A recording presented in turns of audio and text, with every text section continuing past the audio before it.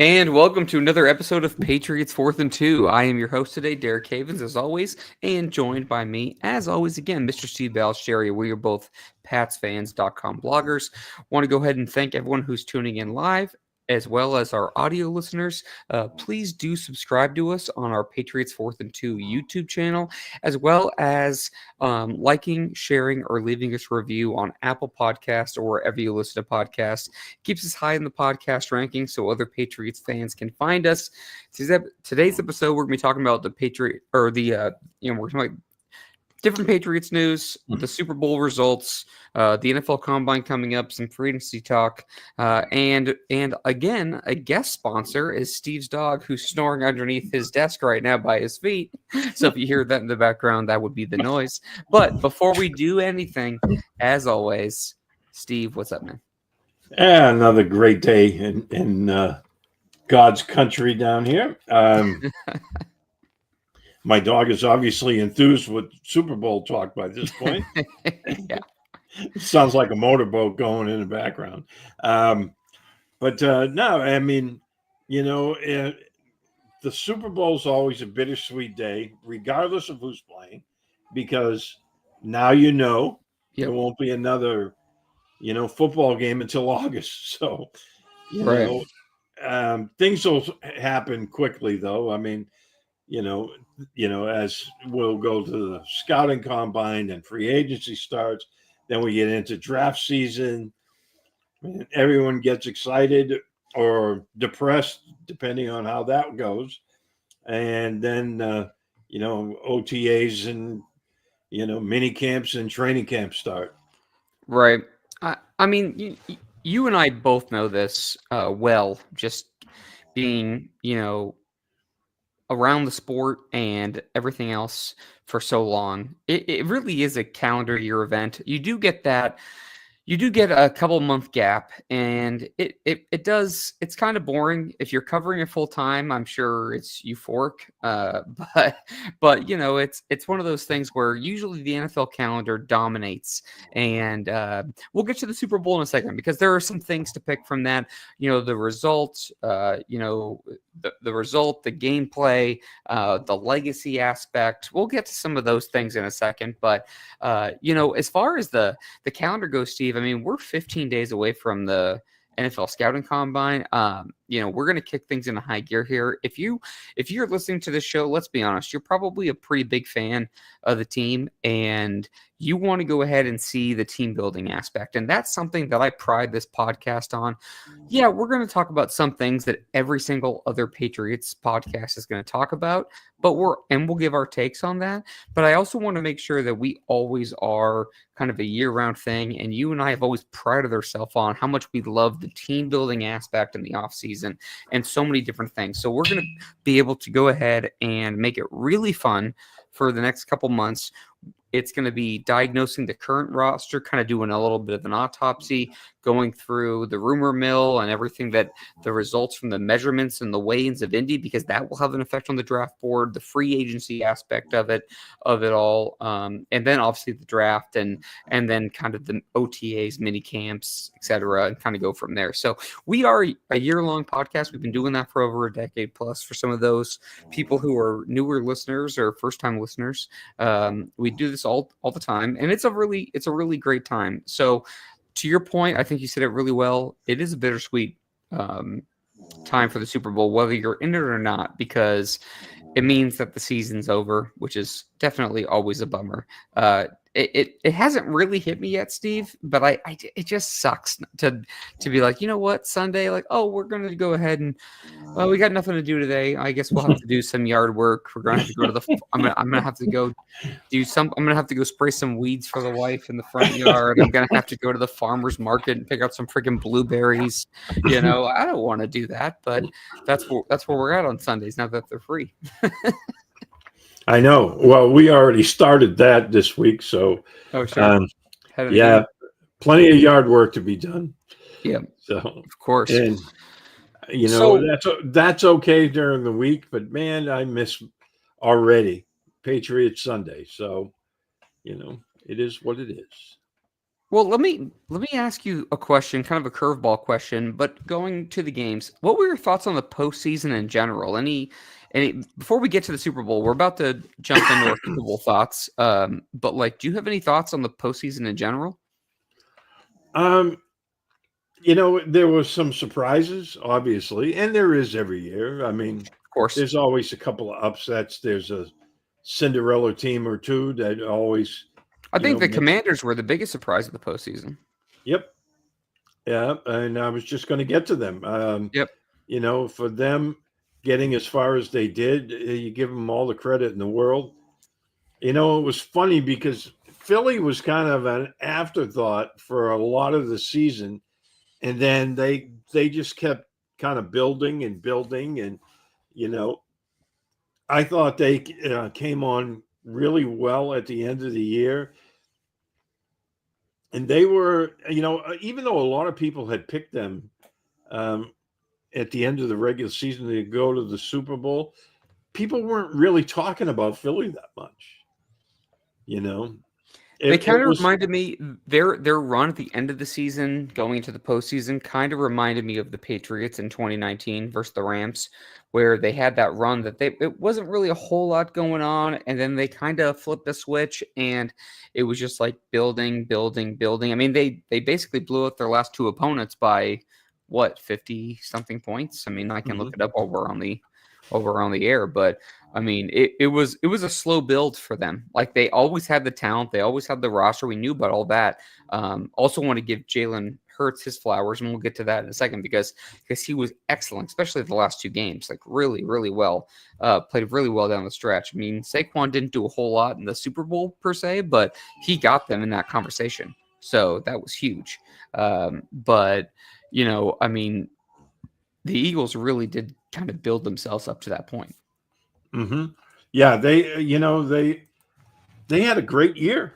I mean, they got off to a kind of a slow start, but they kept their nose to the grindstone and they were winning every week. It kept going on, and again, I mean, everyone was talking about Buffalo and they were talking about the Lions and Kansas City and Eagles were mentioned a lot in there, but nobody was really.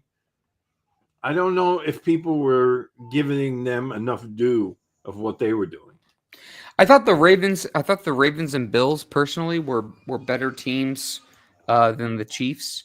And this isn't. I mean, we've talked about this over the last couple of weeks, so this isn't like I'm breaking any news or anything. I thought they were better teams than the Chiefs, but they ultimately fell short in the moment. And you got to give the Chiefs credit where credit's due. They were able to overcome that and get there. I mean, all you have to do is get in the dance. You just need a ticket to get into the dance. You never know what's going to happen. That's just sports, and that's why the sport is great. Uh, the Commanders too. I mean, go to the Lions. It's like I thought the Lions were about as poised and well balanced to go ahead and make a legit run, and they were knocked out early. I mean, so that's just one of those things where, sure, you can go ahead and bitch and moan about a team maybe not getting something done. Um, that you were hoping for them to do, but at the same time, it's not a 7 game series. It's not the NBA where it's best out of 7. It's one game. That's why the phrase is any given Sunday and Yep. the postseason Saturday. But I mean, overall, pretty exciting postseason. There were some upsets. I still would have liked to see the Ravens there instead of the Chiefs, but again, the Chiefs deserve to be there. And let's just dive into the game, Steve. 40-22, Eagles just absolutely thumped the Chiefs to win the Eagles' second straight, or not second straight Super Bowl. To Second Super Bowl. halt the Chiefs from winning 3 straight Super Bowls, and for the Eagles to end up winning their second franchise championship. Um, Man, what a game! Really, really thought it was. Man, there's so many ways we can go about this, Steve. I'm not sure exactly how you want to do it, but let's just say this: I thought the Chiefs were going to come out hot, and I thought that it would be a back and forth type of game, and I thought that the game would eventually be in the Chiefs' hands, and whether that was Patrick Mahomes having the ball or the defense making a play at the end, I thought that there was a really good chance that they could go ahead and pull it out. Now, going back to last week, I thought the Eagles were going to win 27-23. I thought they were a better team. I thought they had a good running game, and the line play in the trenches I thought would be the difference. Now, the only thing that really came out of fruition was of that is that the Eagles did come out relatively hot, and that the line play in the trenches for Philadelphia was solid. But there were some interesting things happening. I thought we can get to the officiating calls, the first one or two, and then it got real quiet, and we'll get to that in a second because I definitely want to bring that up. But overall, the Eagles controlled the game. They dictated everything, and Kansas City just looked unprepared, Steve. Yeah, I think, I think the moment for them got a little, it made them a little tight, because, we've seen that. Teams like the Patriots who won all the time, they got into that Super Bowl in 2007, and, they had a chance to rewrite history, and I think they got a little tight. Mm-hmm. I don't think they came out well at all. And, it set the tone for the game. But the other thing that set the tone was the Giants' defensive line dominated the Patriots' offensive line. And I think we saw the same thing on Sunday. You and I talked off air. You and I talked off air before the show started. I mean, I know the MVP for the Super Bowl went to Jalen Hurts. And I'm not saying he wasn't deserving because he had a very good game. But to me, if it was me making the choice, it would have gone to the defensive line of the Eagles as a whole because they, to me, dictated the entire game. Yeah, when we talked offline, that's what I thought was actually going to happen. That if they didn't give it to all of them, they were going to give it to one of them, and because I thought those guys were the difference in the game. Kansas City, until I would say late in the third quarter, was still stuck on 60 yards of offense, and they only had one first down in the entire first half. Yes. Yep. And those touchdowns at the end, I thought those were all garbage time. Not taking anything away from the throws or the catches, but let's call it what it is. That game was over. Let's call it what it is. The Eagles looked like a better prepared team throughout the week. They looked like they were ready to play. The Chiefs looked overwhelmed, a little bit under pressure. They looked unprepared. And Patrick Mahomes probably played the worst game I've ever seen him play.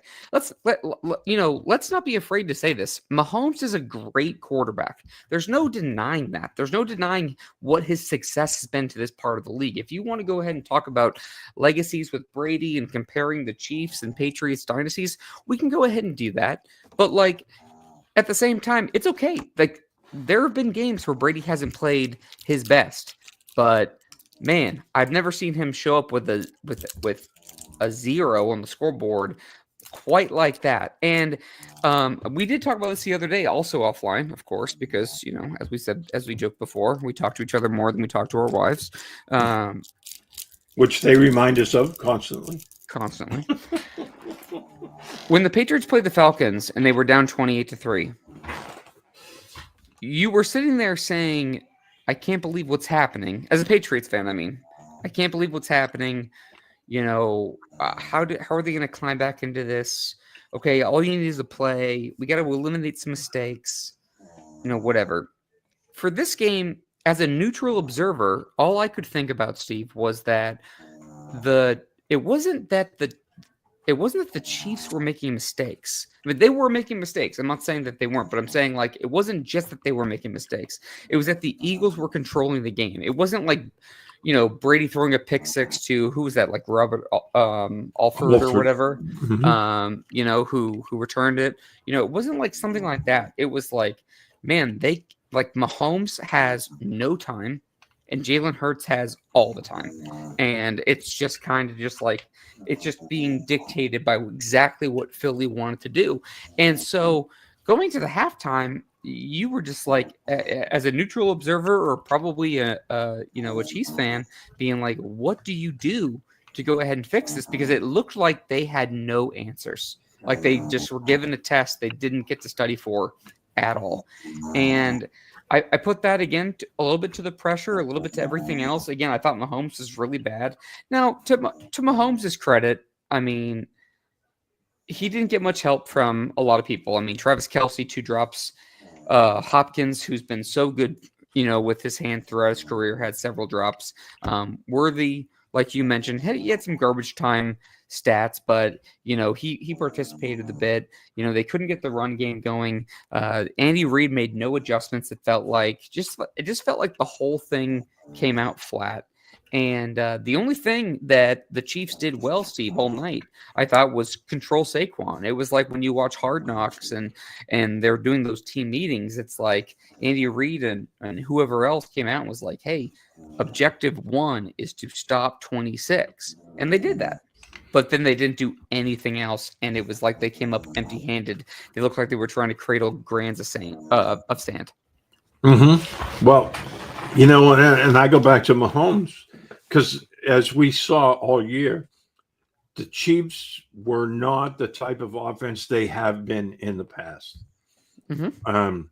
They were winning. They were grinding out wins every week, but they weren't lighting it up like we've seen them do in the past.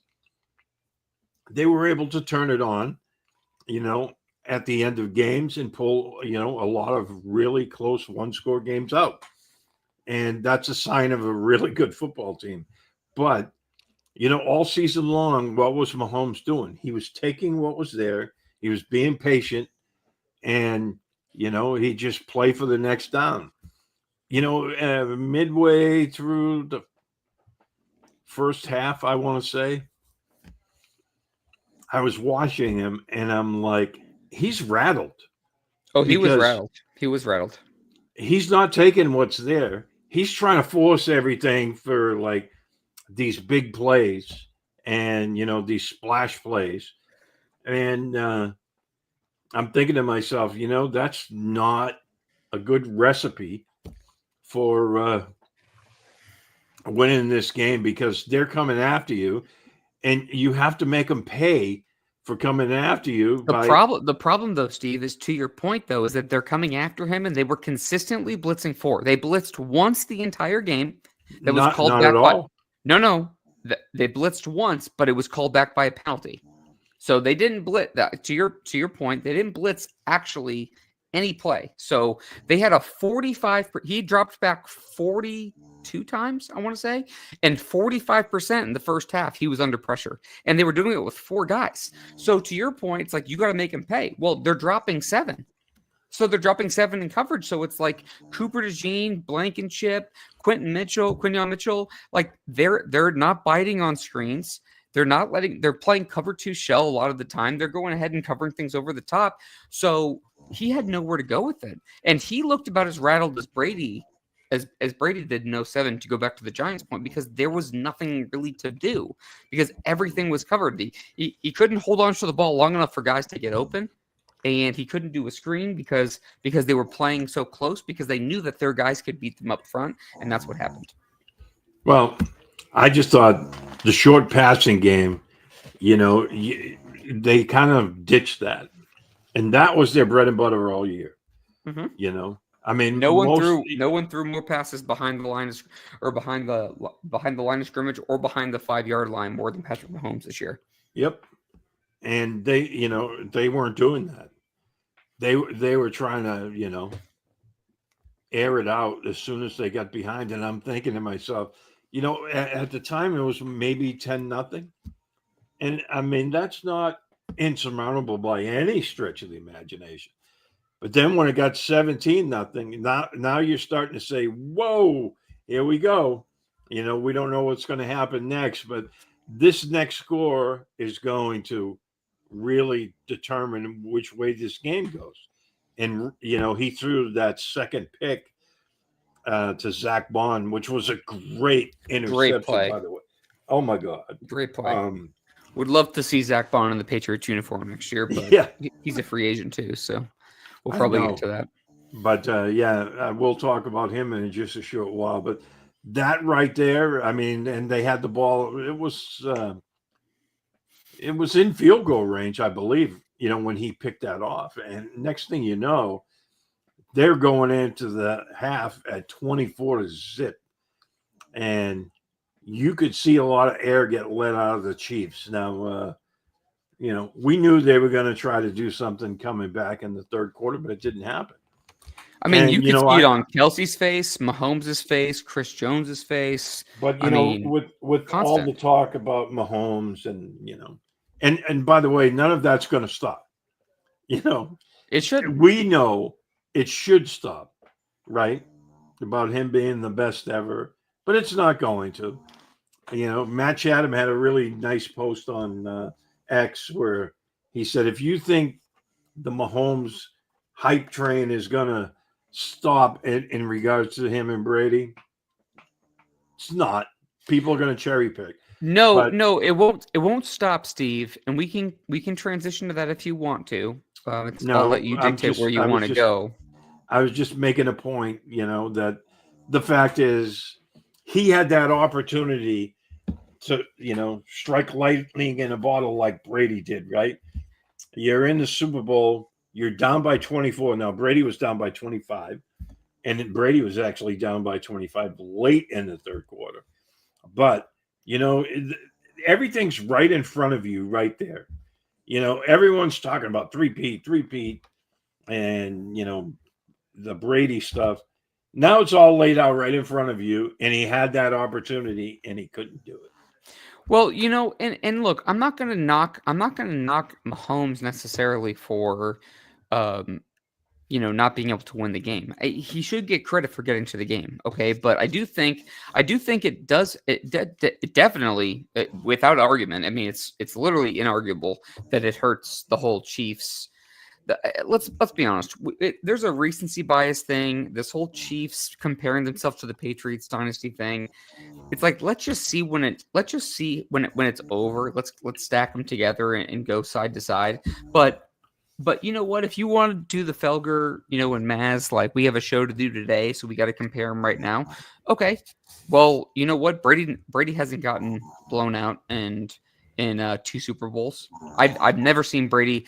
I quite literally, and this is not hyperbolic. I quite literally cannot remember a game that Patrick Mahomes has played as a professional athlete that was as bad as the one he played. I thought he was horrendous. I thought he held the ball on too long. I thought he made bad decisions. I thought he was forcing it. I thought Andy Reid made no adjustments. I thought Travis Kelce looked absolutely washed, whether he's hurt or whatever. I know on the offensive line they were kind of scrambling some things around. Joe Tooney got whipped constantly, who's been a terrific pro, but he was playing out of position. I mean, so many different things, but there were guys that were just not performing. They choked when it mattered the most collectively. And that is going to hurt their legacy no matter what, So if you want to go ahead and compare Patriots Chiefs, fine, go ahead. But I've never seen the Patriots or Bill Belichick get beat like that in the Super Bowl when it mattered the most. It was really pathetic, and I think it threw a lot of cold water on a lot of the people who wanted to go ahead and say that. If you want to say that Patrick Mahomes is the most talented quarterback in NFL history, okay, I'm not going to argue with you. You could say he's the modern day John Elway. I'm not going to argue that Mahomes is more physically talented than Brady, but it's okay to say that a quarterback who's really good played like crap and came up short, and that's what happened to him. And so all these people that want to anoint him as God's gift to quarterbacking also have to go ahead and take their medicine and say, hey, you know what? He shrunk when it mattered the most twice so far in his career. Mm-hmm. And one of them was to Brady. Yeah, I mean, he's lost. His two biggest losses in his career were both to Brady. One in the AFC Championship game and once in the Super Bowl. So, that's just a fact. So you can go head to head if you want to. You can go stats. You can go whatever. Again, it's like you say things like that, and it sounds like you're like saying like he sucks. I'm not saying that Mahomes sucks. I'm just like pump the brakes on the GOAT talk. Everything has to happen like as it's happening right now. It's like he might be But let's see. How long have we talked about Patrick Mahomes? Like, let's see what happens. He's 29. He's going to be 30 by the time the next season starts. Let's see what happens as he gets into his 30s. Let's see what happens as Andy Reid goes ahead and phases out. Well, hold that thought, because okay. You always throw me a little curveball. I thought of one for you tonight. I love it. I love it. Please. Okay. Is the Kansas City Chiefs window closing? And I don't mean, are they going to fall apart? Yeah. Is the window with Mahomes, Kelsey, and Andy Reid starting to close? Yes. Emphatically, yes. And here's why. Because Andy Reid only has Patrick Mahomes. I don't know how long he'll play for, and I'm not going to doubt his ability. There's no one doubting his ability. If you do, then that's on you. But I'm not sitting here. I don't want to come off as coming off like some kind of like Patrick Mahomes hater. I think he's phenomenal to watch. No doubting the ability, no doubting the drive. I like his competitiveness. I think that he has something that you can only teach in certain athletes where you have like some kind of certain drive, Steve. You know what I mean? Mm-hmm. But Andy Reid has a finite amount of time, and that roster needs to be retooled. Travis Kelce might have one more. There were rumors about him retiring. I don't think he will. I think he'll come back for at least one more year, but call it 2 years. He's not the same player. He looked like a shell of himself this last week. And again, we might find out that it was just an injury. Maybe we do. But you have what? Some kind of like revolving door of running backs. And then you have an offensive line that needs some help. You need a tight end replacement for Kelsey, or at least something to groom behind him. And you have Xavier Worthy, who I thought had a really good year as a rookie from Texas and really shown some stuff. I don't think he has the number one, quote unquote, ability, but he can be a top 2 target. But that offense needs help, and they need to retool. And this is the thing that I feel like some people, Steve, are so short-sighted with, is because when you talk about the Patriots dynasty, the thing that was most impressive was their ability to consistently compete and rebuild or retool on the go. And now this is where the Chiefs' challenge is. So don't talk to me about the Chiefs' like success the first couple of years. Yes, I know it's great. I acknowledge it's great. No one's denying that. I want to see now how they do it. How is it going to go in Andy Reid's last 4 years coaching? How's it going to be when they lose a Hall of Fame tight end in Travis Kelce? How are they going to do when they have to rebuild the receiver room? When they need a tackle? When they need a guard? Because they're probably going to lose Trey Smith in free agency. When they go ahead and have to give Patrick Mahomes help because he's going to get older and older. He's not going to be able to run around and take the hits that he's been taking for the last 6-7 years. That to me will be the challenge, and that will be the measuring stick. So to answer your question, yes, it is closing. Now, it will never be closed. As long as Patrick Mahomes is the quarterback of the Chiefs, their window will never be closed. I'd say that for the Ravens. I'd say that for the Bills. I'd say that for the Chiefs. To me, those guys, when you're that special, that window won't be closed. Now, what the Eagles prove to you is, even though I think Jalen Hurts is a really good quarterback, I think what the Eagles showed you is you don't need to have a guy that's necessarily, out of this world different, like some of those guys are I just mentioned, to win it all. You can draft, develop, make smart moves, and build your roster around him. Now, again, Allen, Jackson, Holmes, call them 100 out of 100. Okay, maybe Jalen Hurts is 88, 90. Okay, he's not quite that level, but he's really good. Well, you don't have to have that guy. I feel like sometimes you have to feel like it's like this guy has to get you totally over the hump. Now, I don't think you're going to see very many Trent Dilfers winning Super Bowls. All due respect to Trent Dilfer. He had one of the greatest defenses of all time with the 2000 Baltimore Ravens. But I do think that the Eagles showed you that the model of building your team and making the right draft moves, that's why the draft and develop philosophy to me has always been the most important. They showcased it this last week. Yeah, because I really, when I look at this, like you said, Kelsey looks like a shell of himself at this point in his career. Whether or not he's hurt, we don't know. But awful attempts at trying to block. I mean, those were standing out, right? And he didn't really do much during the game, but I mean, he's had games like that where teams make a premium of trying to take him away because that's Mahomes' favorite target. But he just does not look like himself anymore. I think he's reached that point of diminishing returns. Andy Reid, though, they asked him after the game, and he said, "I'll be back next year." So I'm taking that he's he's at that point where maybe next year is it for him. And I think him and Kelsey Steve are going to be, probably 2 years tops each of them, and I think that it's closer to one. But well, I mean, at the same time, I don't think it needs to be.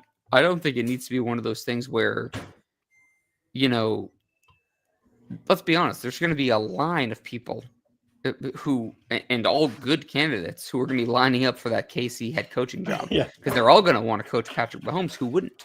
But it's going to be replacing that talent, replacing that receiver room. If Reed does retire, right? Who's going to want to be there first? And that's Sean McVay. Oh yeah. Yeah. Man, that would be dangerous. That'd be so dangerous. Because right now their quarterback is getting old. In LA, and they played well this year though. Mm-hmm. But Stafford's getting old, and you have to wonder if next year might be it for him. Right. And I was just thinking of that. I was like, if Andy Reid does retire at the end of next year, Sean McVay would probably love to get that job. 100%. We got to go to break, but before we do, Steve, any other final thoughts on the Super Bowl? No, I mean, kudos to the Eagles. We did not expect that. I mean, I predicted 27-23, not 40-22. So, yeah. And it was really, I mean, think about it. It was really like 40 to like I don't 6. know. Yeah, it was those last 2 touchdowns were pretty weak. Especially the last one. I mean, that was literally at least 40-15. It was pretty bad. After that Cooper DeJean play, you just felt like you were like, wow, this is not only happening, it's not only happening, but it's like you could feel it in the stadium, you could feel it through the TV, you could see it on the Chiefs' faces. They were just shell shocked, and there was just no coming back from that. Can I make a petty personal point? Sure. I remember in 2007, the Patriots had that same look on their face, and it was because of Spagnuolo. Yep. Because I mean, he put on a show that night, right? We all remember that. The NASCAR package, I remember. Yeah. I have nightmares about it weekly still. Yep. But he had that look on Sunday night, and I know he's a Grafton, Mass guy, and I covered Grafton, for years, high school football, and I love Grafton, but I took a little bit of pleasure out of seeing him with that look on his face. 15 years too late, but this is going to make me sound like a petty Patriots fan. I was happy the Chiefs lost because I am protective of the Patriots dynasty. At the same time, I can acknowledge that Mahomes and Andy Reid and the Chiefs have done something really special. I didn't want to see them do 3 in a row just because I didn't want them to do it, not someone else to do it like us when we had the opportunity back in 05 or whatever. Well, against the Eagles. Yeah. I guess the Eagles because the Patriots went to 3 in a row. Right. So I guess for me, Steve, it was kind of nice to see that as a petty Patriots fan, for them not to get there. And And it makes me happy for the Eagles, not because they're fans. I think I think Philadelphia fans are some of the most scum of the earth people of all time. As we saw on Sunday night. Yep, of course. But I do think Jeffrey Lurie is a good owner. I think he invests. I think Howie Roseman has absolutely done pretty much a textbook job on how to build a winner, and they've built their team the right way. And as two guys who love the draft process and develop process, they are something to be studied because they've pretty much played chess while everyone else is playing checkers. As far as team building goes, I mean, they've really think about some of their drafts, go through their drafts and look at the hit after hit after hit. And that's really what you want to go ahead and accomplish.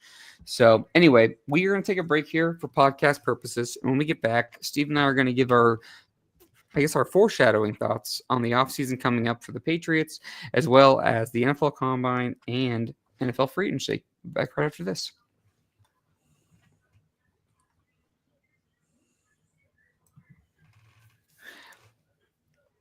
All right, we're back here on Patriots 4th and 2. Derek Haven, Steve Ballestieri, both PatsFans.com bloggers. We spent the first half of the show talking about the Super Bowl, Steve, and the Eagles' 40-22 win over the Kansas City Chiefs. I guess we're going to kind of shift because as the season's over, which is sad, but we are going to shift to the NFL Combine, which is starting on the 27th of February. So we're recording this on the 12th. We'll probably post this on the 13th. So we're about 2 weeks away, give or take. We'll do a deeper dive before the Combine starts. So this is a very just kind of skimming the top of the basket here. Give me your take on the Combine and kind of what you're looking forward to.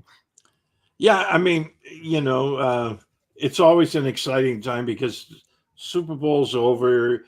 This Sunday we'll have the Super Bowl hangover, and we'll be jonesing for some football. But at the same time, with the with the Combine coming up, it's an opportunity to see some of these young guys come up. There's always some surprises there.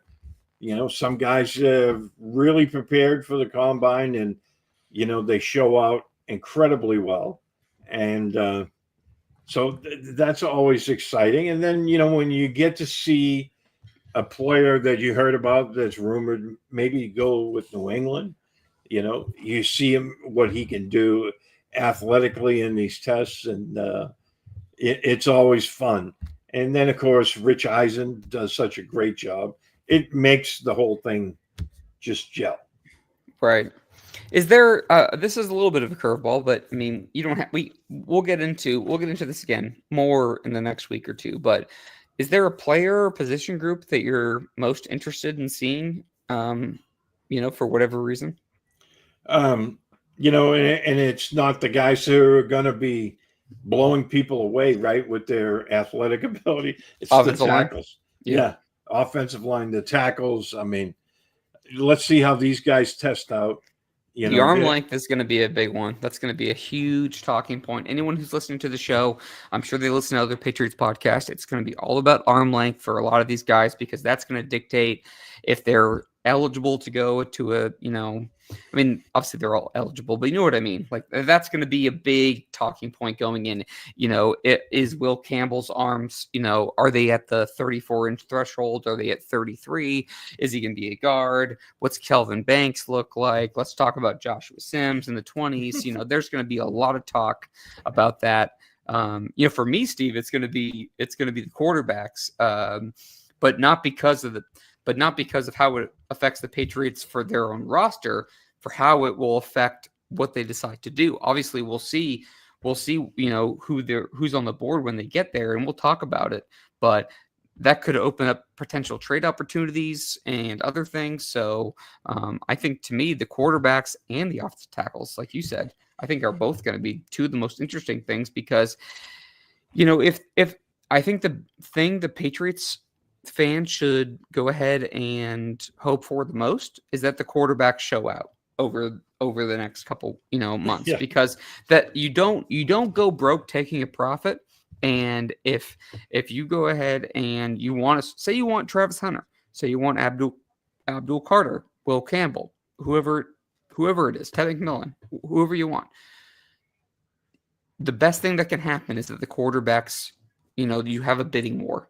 Because let's be honest, of all those guys, the most important thing is that you need to go ahead and get a good player and establish assets. So if you can get both because you move back 2 spots and can still get it, well, the best way that's going to happen is if Cam Ward and Shador go in the first, couple of picks, because that's going to give you the most options available and you'll be able to pick that. So to me, that's going to be the biggest thing, Steve.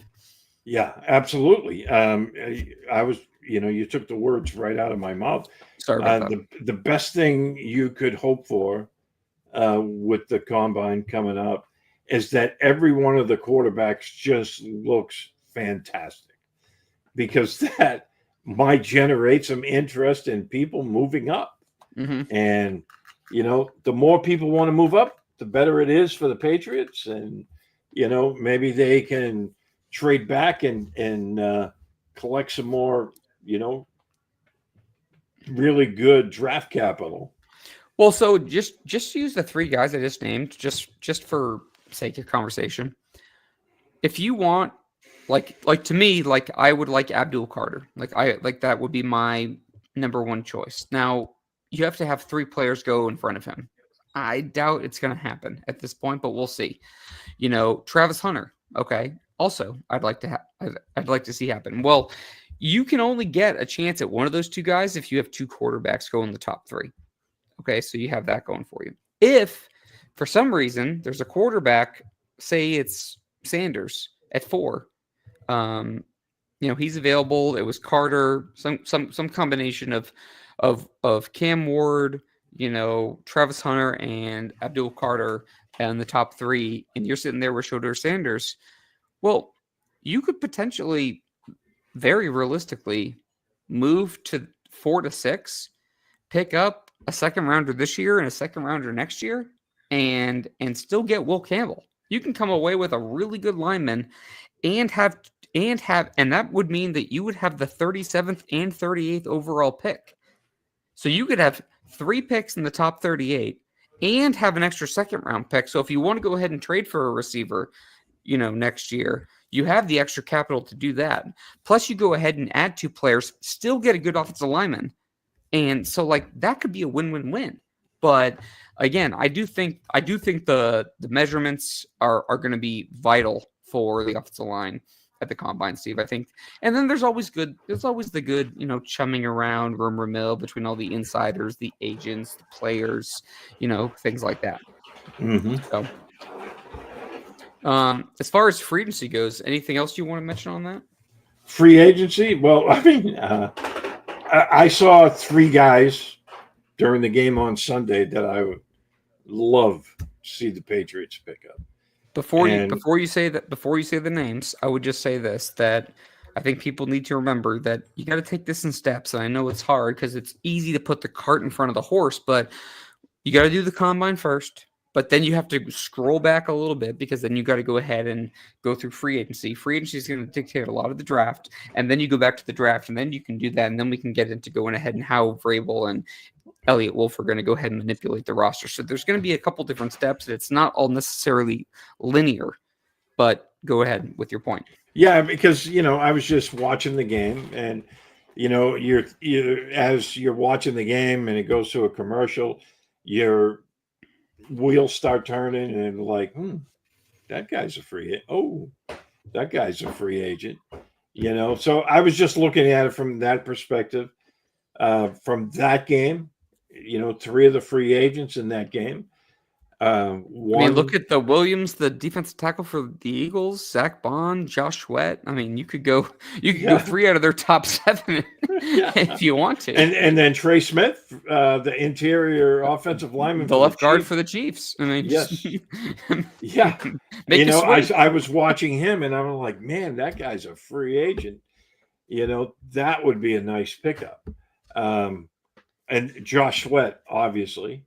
And, of course, Zach Bond, which I think the Eagles fans will have a repeat of Sunday night if they let Zach Bond go. Let me ask you two things. Let me ask you two things related to the names that we just mentioned. Kind of different ends. I like Trey Smith a lot, the left guard for the Chiefs. Do you have any hesitation about giving somebody a big contract who's a left guard when you already are paying a right guard $19 million? No, because he's still young.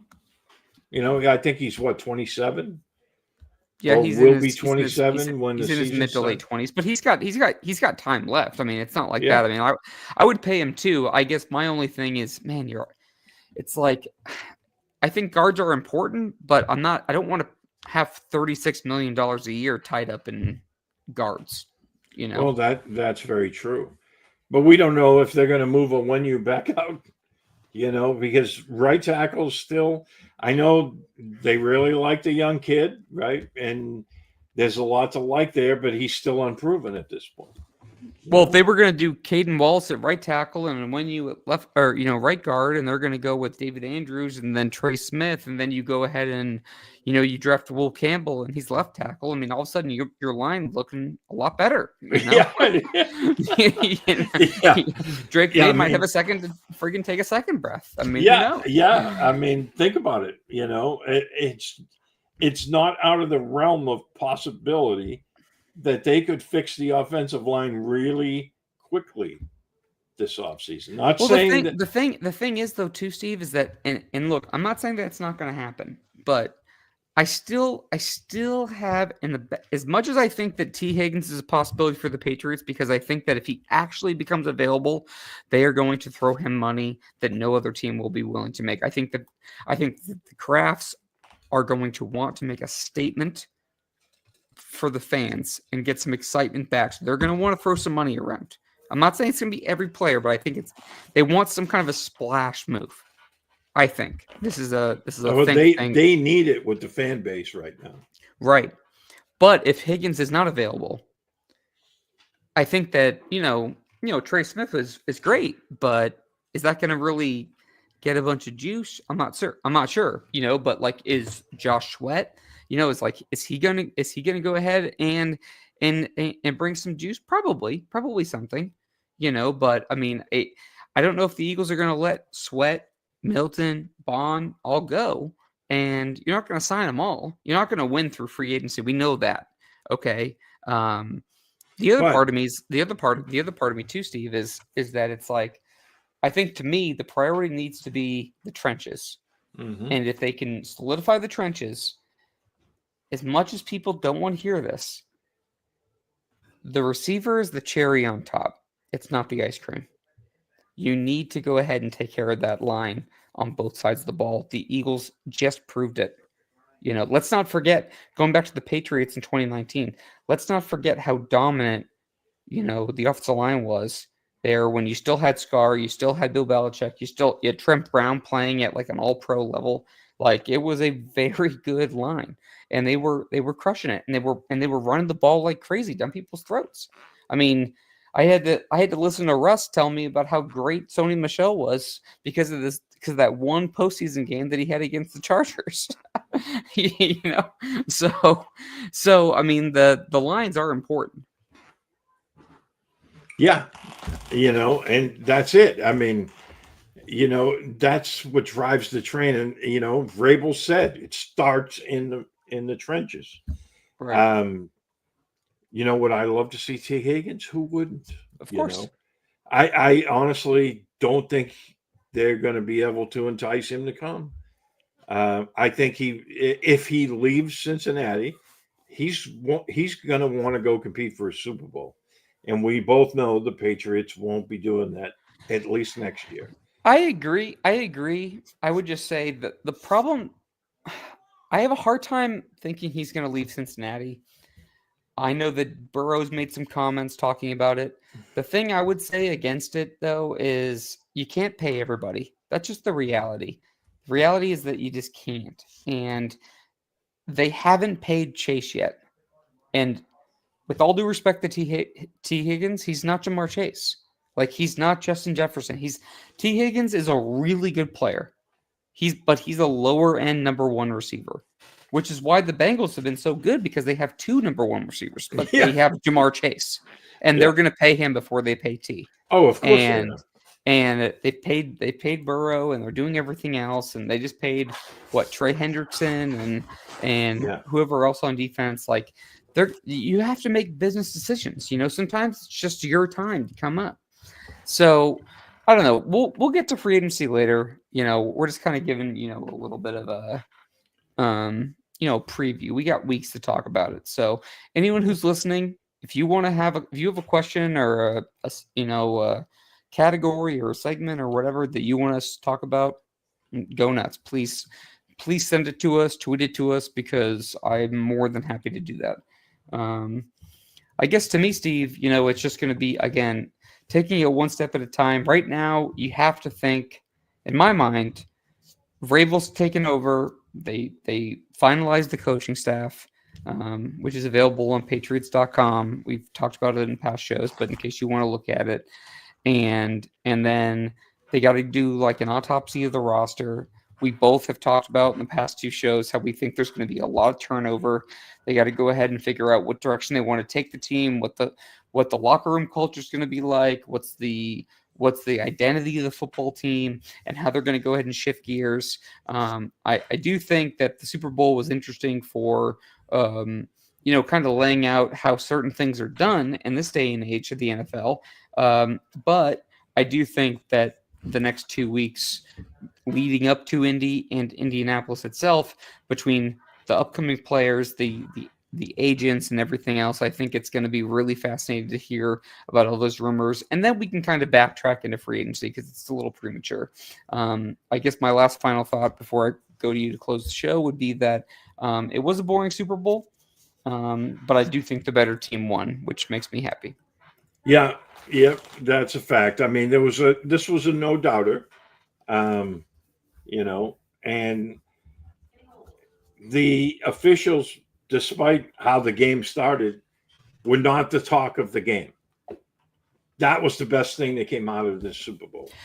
Well, it's funny you said that, because at the beginning of the game that wasn't the case. I mean, that first penalty against AJ Brown, I was just my wife and I sitting on the couch, and I'm just saying to myself, like, oh my God, they're gonna go ahead and, like, this is gonna just throw logs onto the fire of the whole, like, Chiefs referee controversy. And then there was that horrific call against McDuffie on the unnecessary roughness. And thankfully, I think what happened was someone from the NFL, which I'm glad happened, someone from the New York offices called down and was like, you guys got to swallow these whistles, because they can't afford that. There was over $1.3 billion bet on the Super Bowl. The NFL's in bed with all these sports books. They can't have anybody questioning the legitimacy of the integrity of the game. Couldn't agree more. But, it didn't turn out that way. Nope. Thankfully. They let the players play, and, they called the penalties that needed to be called. And that's all you can ask for, But again, it was clear cut who the better team was, and you have to give them the credit. I'm not a big Eagles fan, but boy, they sure looked awesome. No, Philadelphia sucks. So anyone who's listening to this show, you guys can all suck it. But I'm happy you guys won. So enjoy it while you can. Well, they look like a team that could hang around for a couple of years. No, they again, Howie Roseman deserves all the credit. He's just built an incredible team. Really impressive. Again, which is, as I said before, it's a testament to what both you and I love, a perfect team building kind of clinic he's put on over the last couple of years. I mean, go back, look at a couple of the last drafts, a couple of the free agent moves. Zach Bond. Did anybody hear about Zach Bond before this year? Or are we talking about Milton as a free agent that's going to get paid? We're talking about Jordan Davis and Jalen Carter, and Josh Sweat was what, a 4th round draft pick, I want to say. Like, mm-hmm. like that. It's just one of those things that I forget. I keep saying Milton. I can't remember if it's Milton or Williams. Might be Williams actually. But regardless, I just think they deserve a lot of credit for putting that team together. So, well, I want to thank everyone for listening to this episode of Patriots 4th and 2. For Steve Balistrieri, I am Derek Cavins. We'll be back next week to talk about the Combine, preview that. Please do subscribe to us on our Patriots 4th and 2 YouTube channel. Like, subscribe, share, and leave us a review on our Apple Podcast station so that we can go ahead and stay high in the podcast rankings so other Patriots fans can find us. And we will see you guys next week. Thanks for listening.